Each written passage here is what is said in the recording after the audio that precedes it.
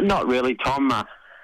Cyclists are in a whole being quite arrogant about this whole issue. I raised the issue because cycling is the fastest growing pastime in Queensland.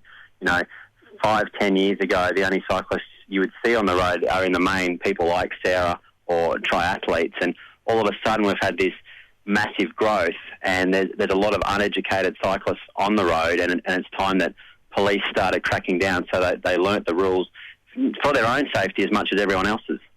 Can you understand why cyclists or some cyclists have been angered by your comments?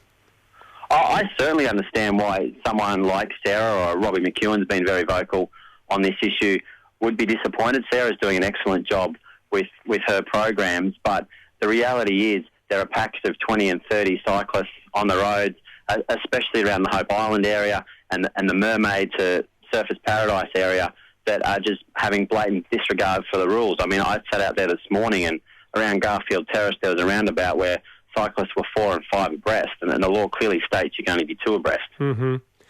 I guess you've also had a lot of, we had this on Talkback yesterday, and we had a number of calls, and people were basically saying the same thing as you are, that they are sick of cyclists disregarding the laws. So I guess you've had a positive response as well?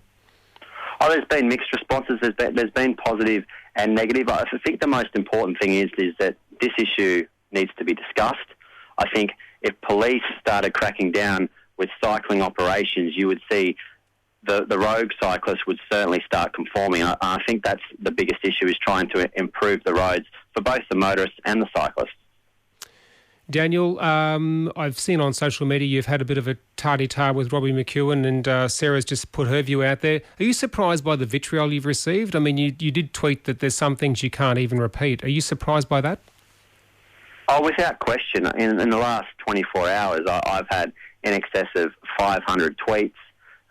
Some of them have been nothing short of vile. I've raised an issue for debate. Some people may agree with it, others may disagree, but the real pack mentality which we've seen on social media is a perfect example of how they is a perfect example of their attitude on the roads, and that's the thing that needs to change.